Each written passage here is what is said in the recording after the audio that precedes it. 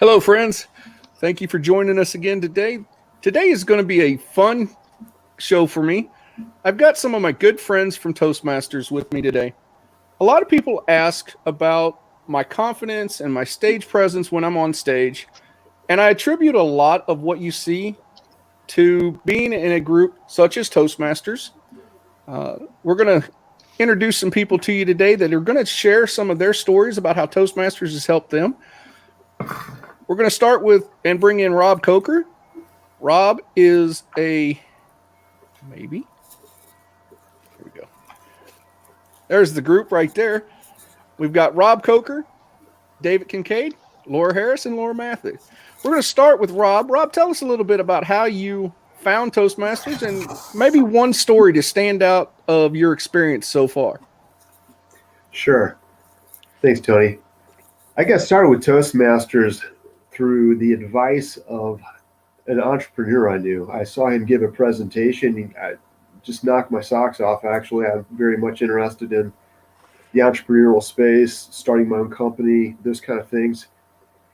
And this guy shared a story that I, as a technical person, was really familiar with. He talked about being good technically and seeing people that weren't even as good as him technically advance beyond him in different companies, and just the frustration of it and how he could rage at it, for lack of a better term, or he could get better at communication, which is why these people were advancing. And so he chose to get involved with Toastmasters, get better at communication. It really made a significant difference in his career. I thought, well, I could do that too.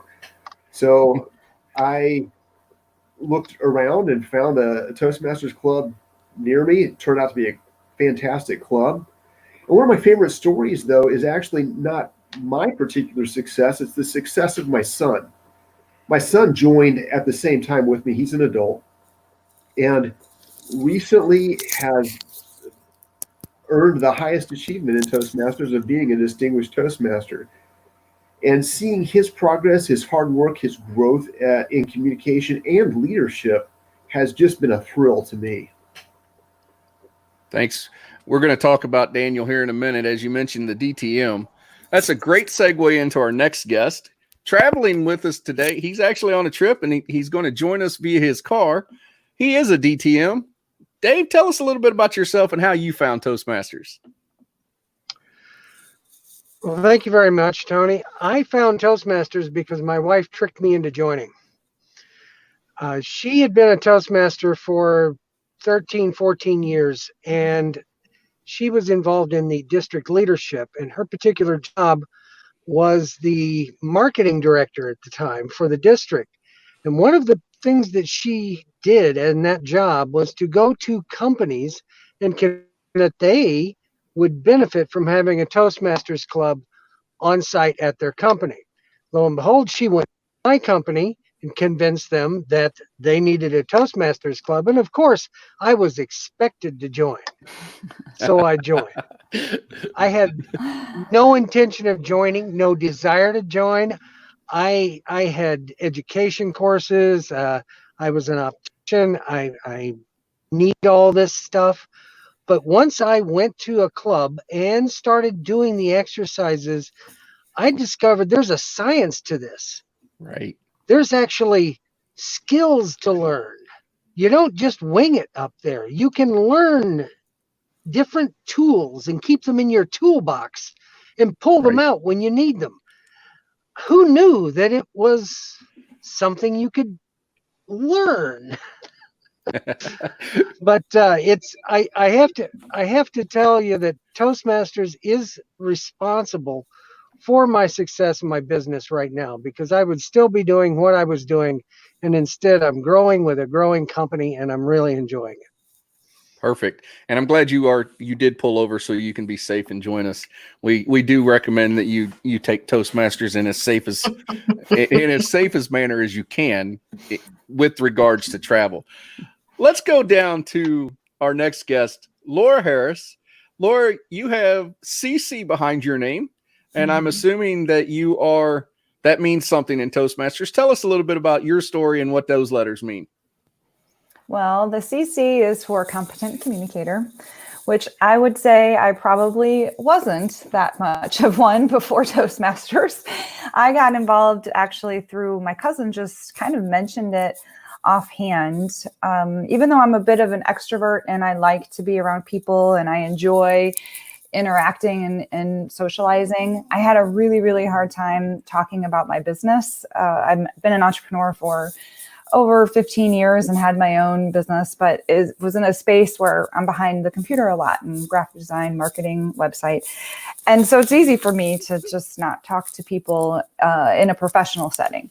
So I'm more comfortable behind a screen by myself. And then when I did have to talk about my business, my face would get red, I would stutter, I couldn't think of what to say, and it was just very uncomfortable. So she said, well, why don't you try Toastmasters? And I did, and it's been really, really, really, really beneficial. In fact, let's see, earlier this year, in January, I gave a presentation at a client site to more than 30 people. And I know that without a doubt, that would not have ever have happened without Toastmasters. So the CC was through the legacy booklet, if you will, that led through a series of speeches. So I've completed that, and I'm working through Pathways, the next iteration within Toastmasters. And just really, it's been a wonderful journey. And my favorite memory is that when I won the club competition, I guess a couple of years ago, and that was huge and such a boost of confidence, because I never, ever imagined that would be something I could accomplish. So that's one of my favorite memories. Right. and as you can see, ladies and gentlemen, that means we have one person left on the screen. This is Laura. And you see on her, she has DTM 2 times.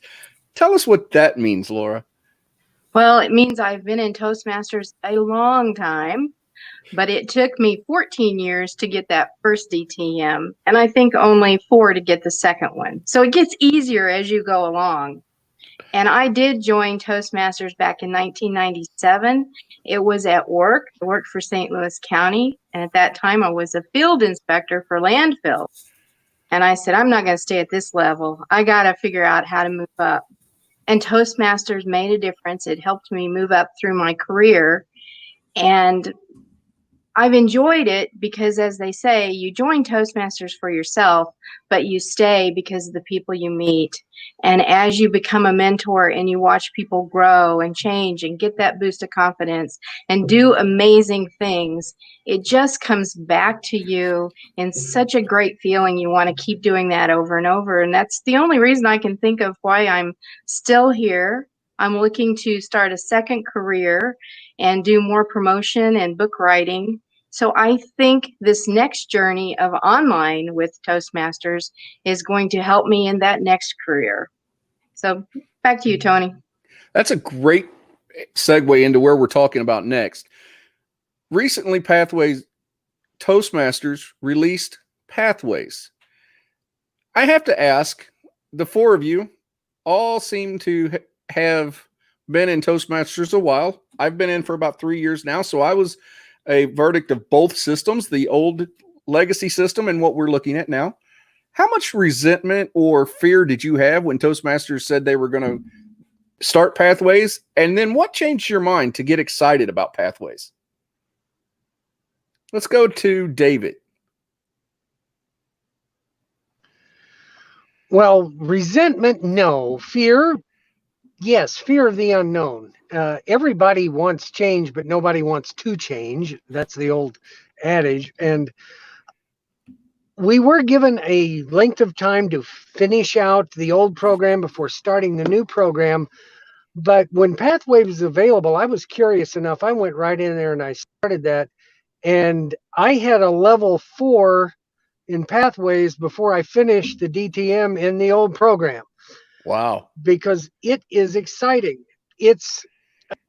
In my job, I administer a learning management system for my company, and I learned twofold what was going on. I learned not only the exercises and the skills that they were teaching in Pathways, but I also learned how to present things online, how to present learning and education online through Pathways. It got me fired up just by doing some of the projects. I thought they were a lot more involved than the older manuals as well. Hey, I'm glad you said that about the manuals. I'm going to ask Laura Mather, because you've been in Toastmasters the longest. If somebody's watching this and just now looking into Toastmasters, can you tell us a little bit about the difference between the manuals and pathways? Sure. Our old system, they now call it the legacy system, was one manual that had you practice a different skill with every speech. You could go at your own pace, so you had 10 speeches to cover, from vocal variety to gestures to how you craft the speech. I believe I watched Toastmasters International realize that people are faster learners. They're adult learners. It doesn't take repeating a step or putting it all together is not as difficult as one would think. Now, having gone through the pathways as I've begun to see it, it just gets you right out the gate. You build your confidence really quickly. You begin to find out what you can do well and what you really need to work on within the first 3 speeches. And Right. once you are well versed in getting feedback and giving feedback, you really begin to profit from the program because you're learning it. So I Right. think it has benefit for Great Start and for adult learners. Okay, that's excellent comparison, and I'm glad you brought that. You were able to share it with that. Laura, tell us about your choice on pathway. When you obviously finished the book, now you're in the pathways. Was there a specific reason you chose the path that you're on? I did. I chose dynamic leadership, partly because I did the assessment, which is at the beginning, and that assessment tells you which of these paths you might be best at, but you're free to choose any one of them that you want to begin. So I just took what the assessment was, and the dynamic leadership has really directed me in not only learning my own leadership style, my communication style, but how to progress in becoming the leader. I like to lead, but it's not something that I'm comfortable with. And I think the program here with dynamic leadership helps me become more comfortable with it. I've now just recently bought the next one called Presentation Mastery to begin to work on those presentation skills. Great. I'm looking forward to seeing that. Laura Harris, which path are you on, and what was your initial reaction when you knew Pathways was coming? Well, I actually love change. I'm a curious person. I'm always questioning, why am I doing that? Why are people doing this? So to me, I thought that it would be something really interesting, and I was really open to, what that entailed. I also found it pretty curious and appropriate, because I did the assessment and I got effective coaching as the recommended pathway. And the irony of that is that as a business owner, I actually am what you would call a multipreneur, and I have 2 businesses. So I have a creative services entity, if you will, and then I also am a health coach. So it was really interesting that was the assessment that I got without really even, looking at it too seriously, or with like, oh, this is the one I want. I just took the assessment and that's what came up. So it was really fortuitous that it turned out that way. Now, Rob, you are blazing through your first path. You've completed the 4th level and now going to 5. What was your thoughts on the pathway system when it came in? For me, I had gone far enough in the traditional system that it was a real a quandary, I guess, whether to try to continue in it, because we were allowed a little bit of time to continue all the way through to get DTM through the old system, or to go to the new. And it's interesting, my son, which I've already mentioned, and I made different choices. He stayed with traditional and just recently got all the way through before the deadline. But I looked at the Pathways program and just kind of compared the two. What would I be doing? What would I be learning if I continued the legacy program versus what would I be doing and learning if I went through the Pathways? And the tailored approach of the pathways really caught my fancy, where I thought I would be doing more of the kinds of things and learning more of the kinds of things that I wanted to. It's true. And I went that way, and I'm really happy with my choice. So you brought up a great point right there, Rob, about being tailored. For those that are joining us that have not looked into Toastmasters, I highly encourage you to do that. For one, that's part of the reason we wanted this broadcast. But the old system, everybody did the same 10 speeches. And you could literally know what the speech was just because somebody would say they were doing speech number 3, speech number 4. So everybody got that. With the new pathways, there's almost 300 different ways that it can actually tailor to you. So let's talk about that for a minute. You all come from different clubs, different backgrounds.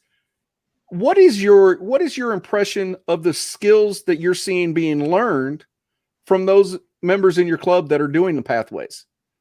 Does it make it more interesting with the pathways for you? Laura Harris, what you think on that?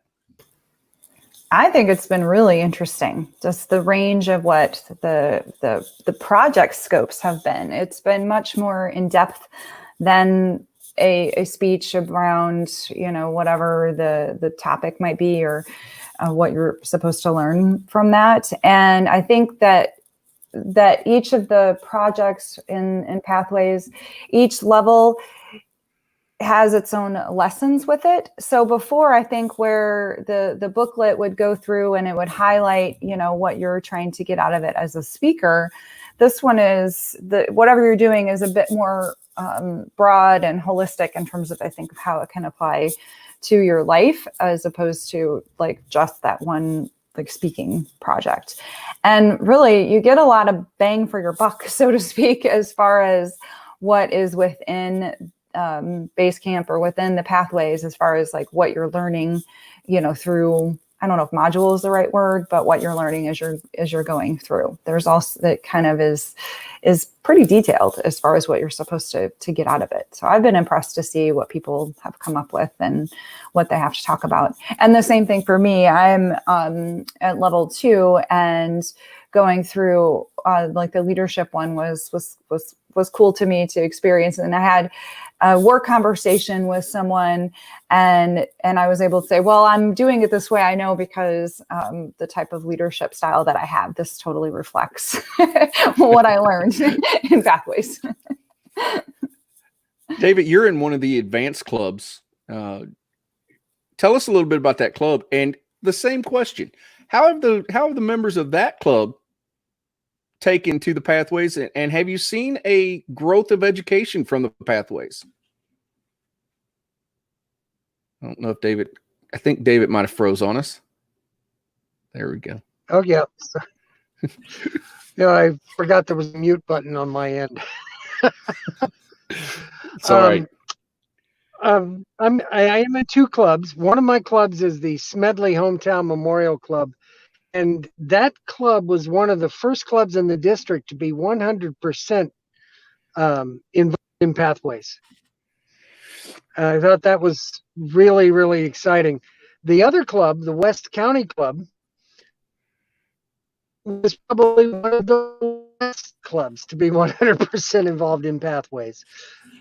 We had 2 different schools of thoughts in those 2 clubs. One club embraced Pathways and what it could do, and the other club wanted to hang on and finish something that started. And both mindsets were valid and accurate for the type of club that they were.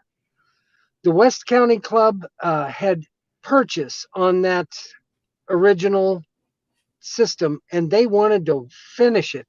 And by golly, those that did that did. And now they're involved in Pathways. But the other club, the Smedley Club, just dove right into to Pathways, just embraced it and saw what it had to offer, and are finding new ways to present some of those same old tools that we were learning in the old system. It's really kind of fun. Laura Mather, how about you? What have you seen in the response to the pathways, and are you seeing a different level of education because of the pathways? I think you're muted, Laura. There we go. In Pathways, every module begins with an icebreaker. And I'm excited because I'm going to give my icebreaker on a couple of weeks, and it will be totally different from the icebreaker that I gave before. Because as an individual, you only have 5 to 7 minutes. And so you can tell a lot about yourself in that time period, or you can hint at a lot of things in your life.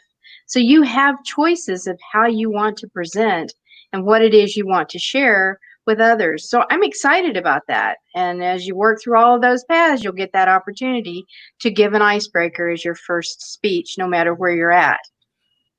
The other part of that question about what have I seen the reactions to Pathways? Yes, I'm in Smedley Club. And Smedley is doing well. We have some new members who are getting started with Pathways and have no history of the Legacy program. And we have a few people who know the Legacy program. They are finding their way through Pathways, and each one is improving and doing something a little different. But I'm actually a member of 4 clubs. Wow. And those 4 clubs are now meeting online. And I can only do that because we can meet online. Right. Because I live primarily down at Table Rock Lake, which is 4 hours from the St. Louis area. So I'm a member of a Springfield club, which has got an offshoot in Branson. And those members have embraced Pathways from the very beginning. So I'm just watching how people can adapt to it, how it fits for them. They're excited to learn what they're learning, but it goes quick. Nobody's really slowed down in their learning. You can see improvement week to week. Amazing improvement in their skills. So I'm enjoying it. Rob, this next question is going to be for you. You mentioned a couple times that Daniel has took off and earned the DTM, and you're earning yours through a different path. What's it like to be able to be self-driven to where it's paced by yourself, but still have that little competition, whether it be within yourself or your household or the club itself? Wow, that's a great question. I am a highly internally motivated person. Oddly enough, Daniel is externally motivated. I remember when he was quite a bit younger, we would be out biking on the Katy Trail. And I'm going to embarrass him a little bit. He'd be dogging it. He and my dad and I would be up ahead, and he'd be barely keeping up. And then he would see someone up ahead, and slowly his pace would pick up, and he would be flying past us and just going because he wanted to pass those people. And then as soon as we're passing, goes back slowly again. So we have very different approaches. And for me, it's just really about what I want to accomplish. And I really don't compete with anybody except, hey, here are my goals, and I want to achieve them. I think Daniel did get in a position with this last year where they were ending out the legacy program. So if he wanted to finish it up, he was going to have to finish it up by a deadline. And that certainly lit a fire under him. As far as other people in the club, I don't really know. I don't compare myself to a lot of other people. They all have very different skills than I do. And competition among other people really isn't a driver for me. I just know what I want to accomplish and go for it. But did you feel pressure from the club at all to move faster because you saw Daniel moving faster, or you saw somebody else in your club maybe reach a new plateau? Were you ever, pressured or felt pressured by the club that you needed to go on faster? No, I really didn't. There were a few times that it was not pressure externally, but the individual Toastmasters clubs, there are different levels of recognition at a club level, as well as, you see the letters after my name, whatever. Those are the individual things that I accomplish. But also clubs have certain awards for if members you have so many members, if you get so many new members, if members achieve certain kinds of ranks. And there were definitely times that I tried to look at, hey, if I get this next step, that will help out our club get a better rank. And so Right. that's really the only place where that came in for me, is just trying to help the club out by making some accomplishments that would help it. Gotcha. Now, let's go back to Dave for a minute. Let him get ready to unmute for us. And Dave, you said you're in 2 clubs. And my question for you is, are you doing 2 different paths because you're in 2 clubs, or are you working on one path and sharing between the 2? Well, I've done a lot of sharing between the 2, but I am working on 2 paths. I had started with one path for this club and one path for that club. But as it turns out, some of the projects were more appropriate to present to one club than a different club. Right. And Toastmasters lets you do that. I'm working in both the persuasive influence path and the engaging humor path. Since they added the engaging humor as the 11th path right at the end of the rollout period, I said, "Oh, that's for me," and I just had to snap that one up.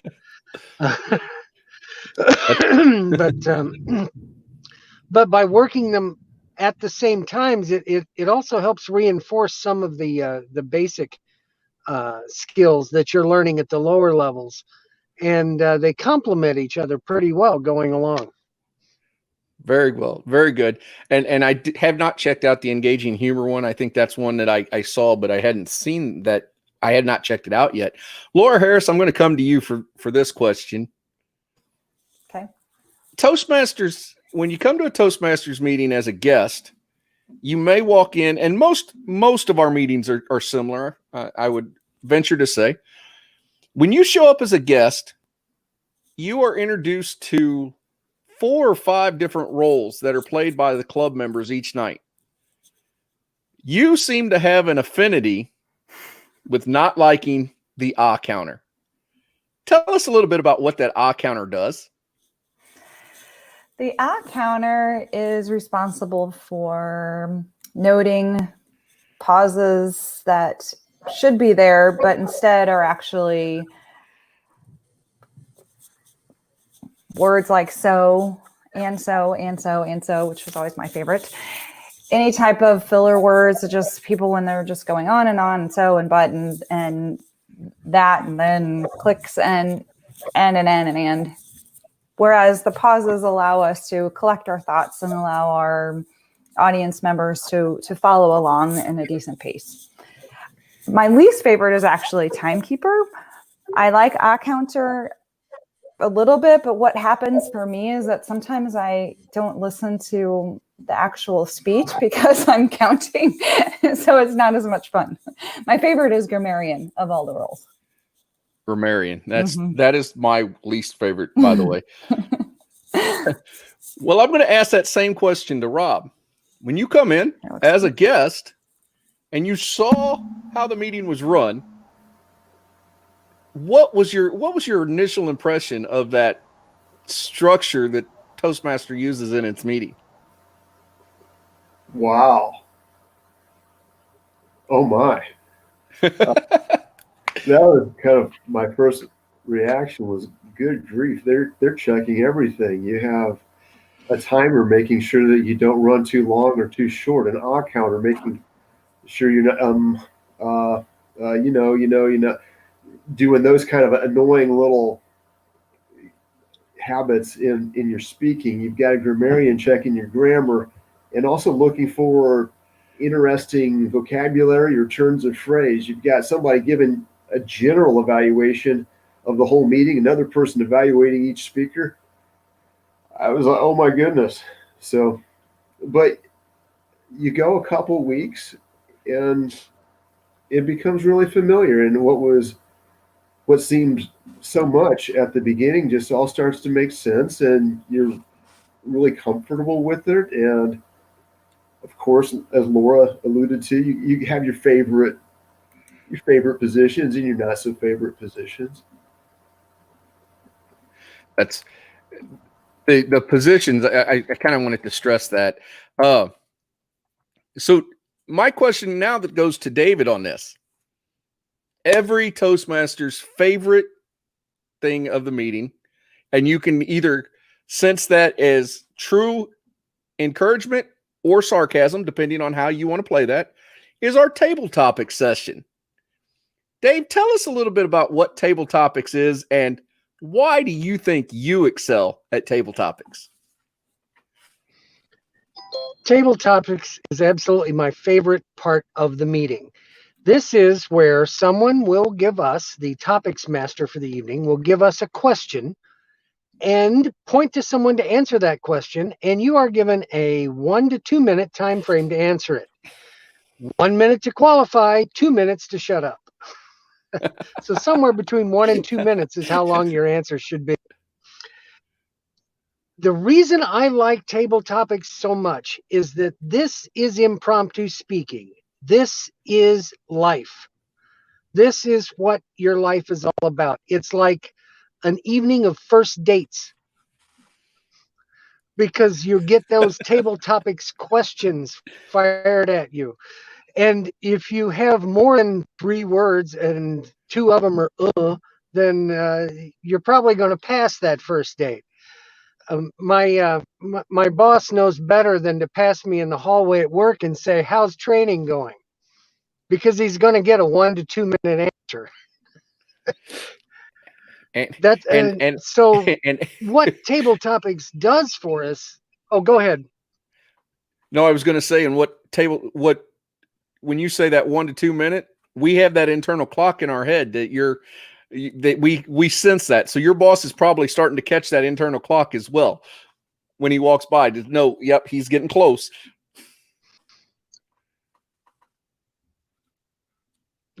Yes, I've tended to temper that down to 30 seconds when I'm speaking at work, because that's what DTM stands for these days, is don't time me. But I'm learning how to deal with that. But table topics allows us to practice that impromptu speaking so that we have these tools, these skills ready to answer a question intelligently without too much preparation.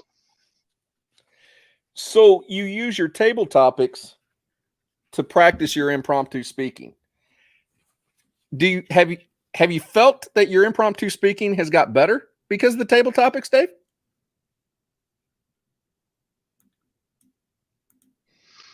Well, yes, it has. I deliver probably one of the worst table topics ever at my first table topics. It involved approximately 45 seconds of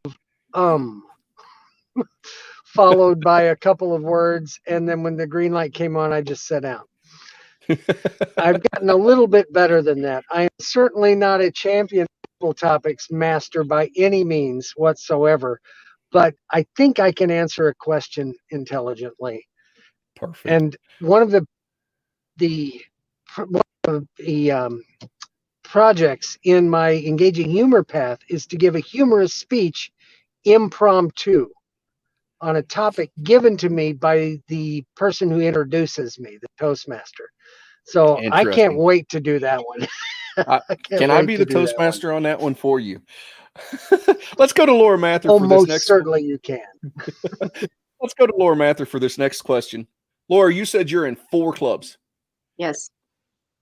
Tell me something that a guest should know about visiting a club and choosing which club they should be in.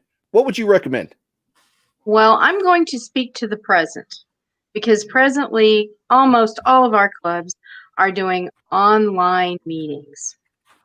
What you want to look for in an online meeting is not that everybody goes smooth as glass through handing off when it's the next person's turn to speak.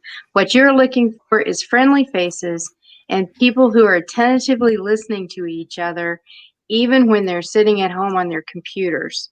And to be able to have that respect that's what they're showing there, tells you that as you begin to learn, they're going to show you that same respect. So that's what I would say to look for first. Look for a little laughter, a little humor, because yes, we do sometimes talk about seriousness, but the humor and the levity and the feeling that, hey, I can get to know these people really well, that they're very open with what they're talking about, that will let your internal side know, yeah, this is for me. I would say right now there's so many to choose from. Yes, when we do get back to in person, you're going to have to narrow that down. But right now, go out and visit. We've actually seen clubs gain members from online visitors because people are looking for this right now in their Right. lives. Rob, coming to you next. On yours, you have the benefit of having a built-in cheering section for you. Are you ever afraid that people outside of Dave doing the humorous speech where they're supposed to laugh at you, were you ever worried that somebody would laugh at you for your progress? And if so, did you rely on that cheerleading section to boost you through, or did the club become your cheerleader? Great question. I don't know that I was afraid that people would laugh at me.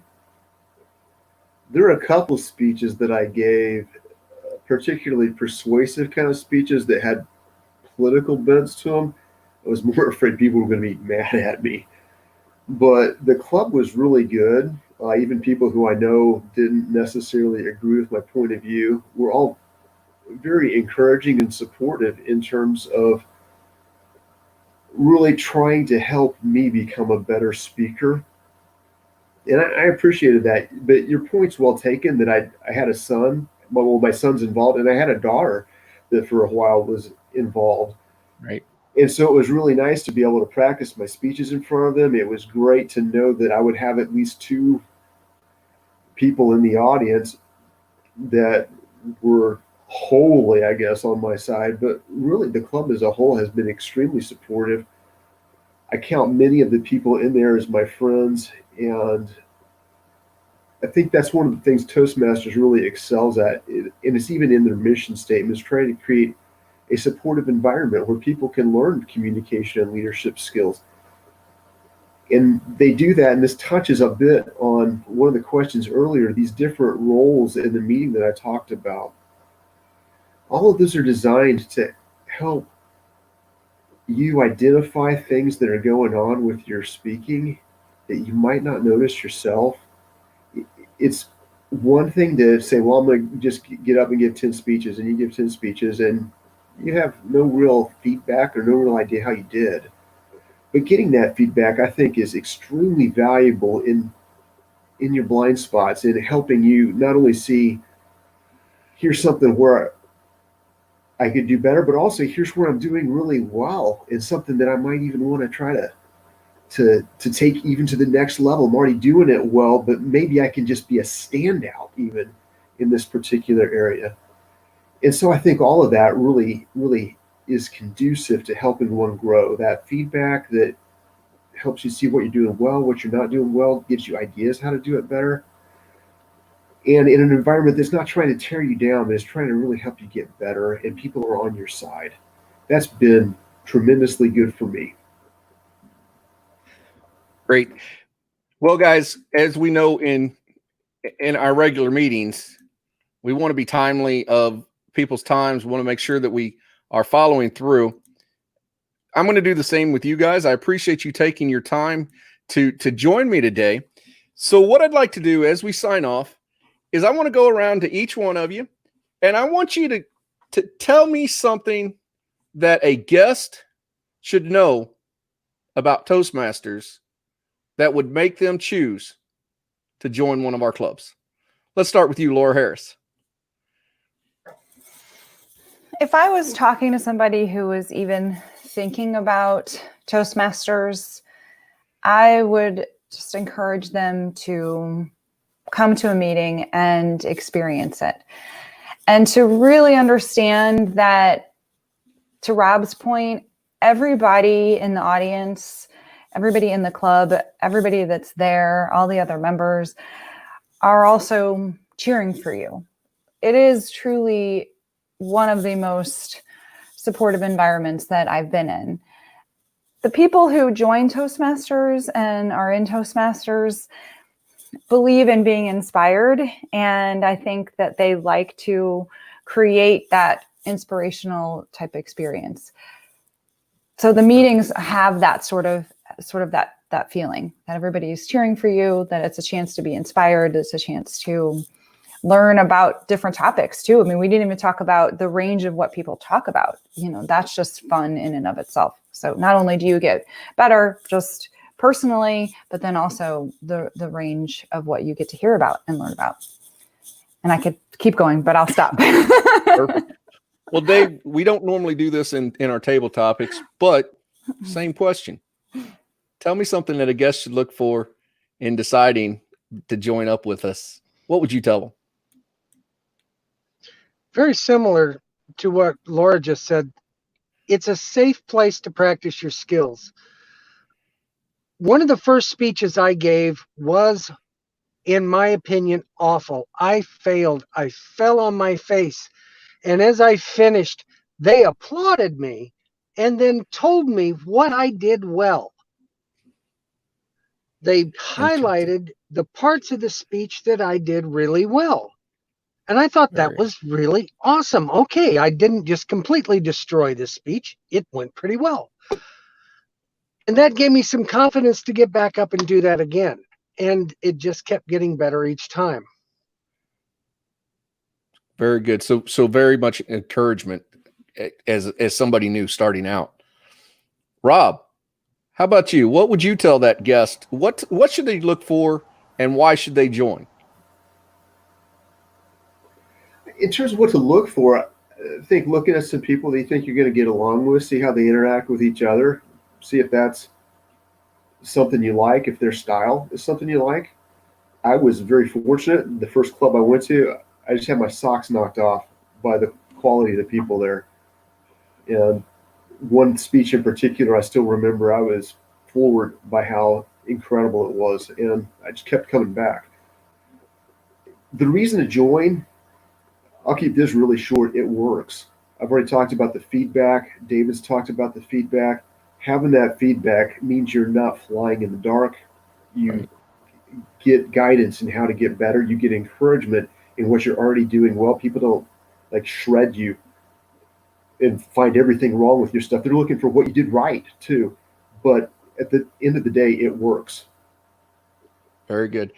And Laura, our senior DTM, because you have two of them. Well, this is what I would tell a guest.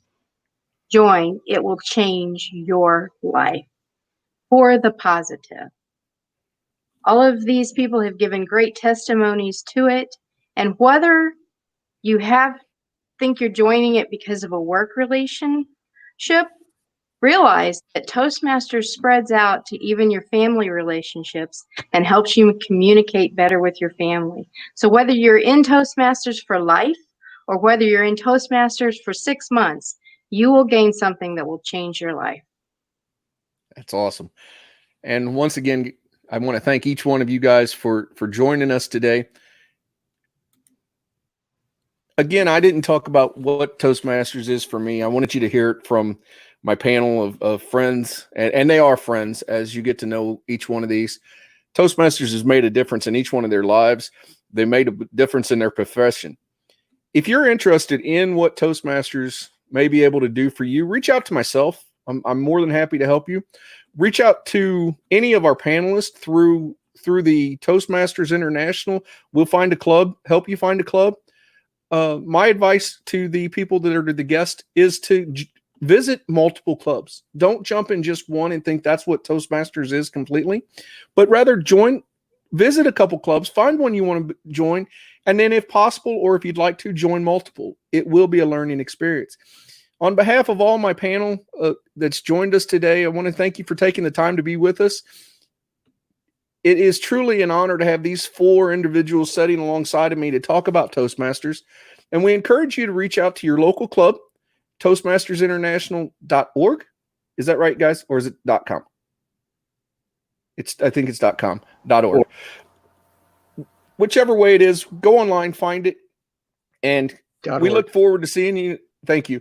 We look forward to seeing you at one of our club meetings. Feel free to join in. 3 of us, Rob, Laura, and myself, are with St. Charles County Toastmasters. It meets on Tuesday nights. We are currently online. Dave, before we sign off, would you and Laura tell us where your clubs are if somebody wants to possibly join you through your Zooms? Oops. Here I am. West County Toastmasters. You can just search Google by West County and Toastmasters, and we'll pop up there, and you'll find our Zoom there. And Smedley Hometown Memorial Club, all 4 words. Ralph Smedley founded Toastmasters, and he's from Waverly, Illinois. So this is his hometown club. Laura is also a member to that, so that's Laura's segue to tell us about her other 3 clubs. There we go. Well, my other 3 happens to be the West County, so David covered that. I am also a new member of a new club that's joining. We haven't even got our name yet, so I can't tell you where to go for that. But again, I would direct you to Toastmasters.org. Do the Find a Club. Look for something that might be close, but also look for some that are doing onlines and that are having their Zoom meetings now. So I'll leave it at that. Back to you, Tony. Perfect. Again, ladies and gentlemen, thank you so much for joining us on this live with AHCFS. We're talking Toastmasters panel discussion. We look forward to talking to you in the future, sharing some more goals, tips, tricks, not only in just the fundraising in the auction industry, but learning as we are here through friends, Toastmasters, etc. We'll talk to you soon. Until that time, have a great day, and we're signing off for now.